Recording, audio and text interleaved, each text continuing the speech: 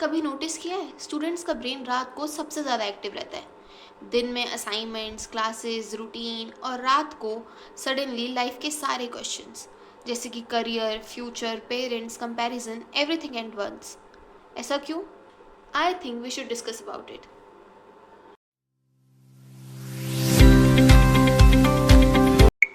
Hi everyone, I hope you all are doing very well and welcome to another video. In this video we will discuss about कि students का brain रात को इतना active क्यों रहता है या स्टूडेंट्स इतने ओवरथिंक क्यों करते हैं, या फिर वी विल ऑल्सो टॉक कि ओवर थिंकिंग को कम कैसे किया जा सकता है as a student. So let's start. सबसे पहले बात करते हैं कि ओवर थिंकिंग होती क्यों है स्टूडेंट्स में। Mainly for me there are 3 things which I think कि इसकी वजह से ओवर थिंकिंग होती है। First thing is too many choices. पता है क्या, पहले की जनरेशन में ये होता था कि चॉइसेस जो थी ना वो बहुत ज़्यादा लिमिटेड थी। तो अगर कोई भी इंसान कोई भी स्ट्रीम चूज़ कर रहा है अपनी 11th में, तो उसे पता होता था कि उसे आगे जाके इस स्ट्रीम में क्या करना है। लेकिन अब चॉइसेस इतनी ज़्यादा बढ़ गई हैं कि हम कोई भी कोर्स ज्वाइन कर लें, कोई भी स्ट्रीम चूज़ कर लें, उसके बाद भी हमारे अंदर वो अनसर्टेनिटी रहती है कि हमें पता नहीं होता हमें आगे करना क्या है।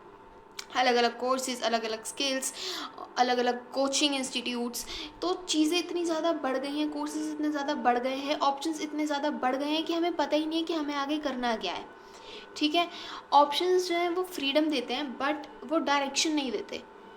वो हमें ये फ्रीडम होती है कि हाँ हम आगे जाके कुछ भी कर सकते हैं, बट हमें ये क्लियर ही नहीं होता कि हमें आगे जाके करना क्या है।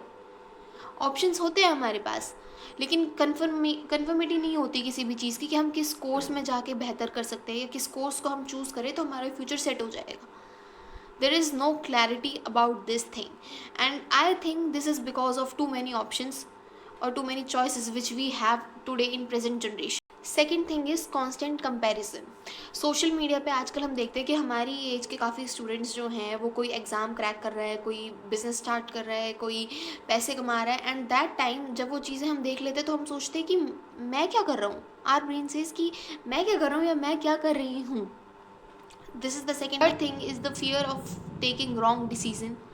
हम कोई भी डिसीज़न लेने से पहले ये सोचते हैं कि अगर हमारा ये डिसीज़न गलत हुआ तो हमारे फ्यूचर का क्या होगा। अगर एक भी डिसीज़न हमने गलत लिया तो हो सकता है हमारा पूरा फ्यूचर जो है वो बर्बाद हो जाए। I think these are the main 3 things जिसकी वजह से स्टूडेंट्स जो है बहुत ज़्यादा ओवर थिंक करते हैं। इसके अलावा भी काफ़ी रीजंस हो सकते हैं, बट मैंने जितना नोटिस किया है या मैंने जितना खुद से सीखा या मैंने जितना दूसरों को देख के सीखा है वो यही 3 चीज़ें हैं कि यही मेन 3 चीज़ें हैं जिसकी वजह से स्टूडेंट जो है वो ओवर थिंक करते हैं बहुत ज़्यादा। Now let me tell you about one of the main hidden truth. हम जो ओवर थिंकिंग करते हैं उसका प्रॉब्लम ये नहीं है कि हम ज़्यादा सोच रहे हैं, प्रॉब्लम ये है कि हम सोच ज़्यादा रहे हैं और एक्शन कम कर रहे हैं। क्लैरिटी सोचने से नहीं आती, क्लैरिटी एक्शंस से आती है। अब I am not gonna give you 10 tips about how to stop over thinking. I am going to give you some practical things which I have done, और प्रैक्टिकल प्रोसेस जो मैंने किया है जिससे मुझे बहुत हेल्प हुई हो मेरी ओवर थिंकिंग को रिड्यूस करने में।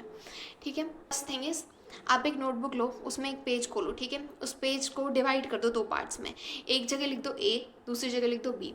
ठीक है, अब जो भी जिस भी चीज़ों के बारे में आप सोच रहे हो ना, ठीक है, तो उन चीज़ों को डिवाइड कर लो। जो भी टॉपिक्स हैं, जिन भी चीज़ों को लेके आप ओवरथिंक कर रहे हो उनको डिवाइड कर लो। ए कॉलम में लिखो वो सारी चीज़ें जिसके बारे में आप कुछ कर सकते हो, और बी कॉलम में लिखो वो सारी चीज़ें जिसके बारे में आप कुछ भी नहीं कर सकते। ठीक है, तो ए कॉलम में वो सारी चीज़ें आपने लिख दी जिस पे आप वर्क कर सकते हो और जिससे आप अपनी ओवरथिंकिंग को रिड्यूस कर सकते हो, और बी कॉलम में आपने वो सारी चीज़ें लिख दी जो आपके हाथ में नहीं है। ठीक है, तो अब क्या करो, जब भी आप ये काम करोगे ना तो क्या होगा कि उससे आपको एक थोड़ी सी, मतलब मेरे हिसाब से मैंने किया था तो मुझे खुद को क्लैरिटी मिली थी, तो हो सकता है कि आपको भी इस चीज़ को लेके क्लैरिटी मिले। ठीक है, तो अब ए कॉलम में जितनी भी सारी चीज़ें हैं ना उन पे आप वर्क करो, और बी कॉलम वालों को क्रॉस कर दो, बिल्कुल क्रॉस कर दो, अपने दिमाग से ही निकाल दो। जो चीज़ें आपके हाथ में नहीं है उन चीज़ों को लेके अगर आप सोचोगे तो वो सिर्फ आपके दिमाग में प्रेशर ही क्रिएट करेंगी, उससे आपको ओवर थिंकिंग ही होगी, और ओवर थिंकिंग करने का फ़ायदा है ही नहीं उन चीज़ों को लेके जो आपके हाथ में है नहीं। आप एक्शन उन पे कुछ ले नहीं सकते, तो क्या फ़ायदा हो रहा है उन चीज़ों को बार बार बार बार सोचने का और अपने आप पे एक मेंटल प्रेशर डालने का।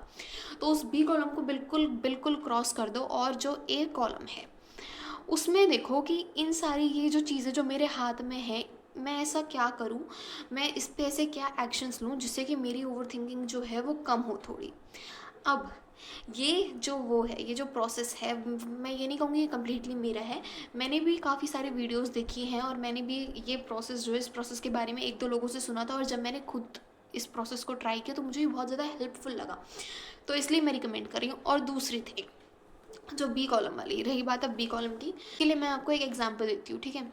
सी, I am a person who truly believes in God, ठीक है। तो क्या होता है, अब मान लो कि एज्यूम करो आप जब छोटे थे, ठीक है, एंड आप फर्स्ट सेकंड क्लास में थे, तो आपके जब एग्ज़ाम्स होते थे तो आपको क्या होता था, आपको बिल्कुल टेंशन नहीं होती थी अपने एग्ज़ाम की, ठीक है।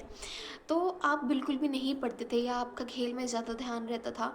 और जब आपको बिल्कुल भी टेंशन नहीं होती थी अपने एग्ज़ाम की, तो किसको टेंशन होती थी, आपके पेरेंट्स को टेंशन होती थी आपके एग्ज़ाम की, क्योंकि आप तो छोटे थे ना, आपको नहीं पता था कि हाँ एग्ज़ाम कितना इंपॉर्टेंट होता है, या आपको कोई स्ट्रेस नहीं था एग्ज़ाम को लेके या किसी भी चीज़ को लेके या अपनी लाइफ को लेके।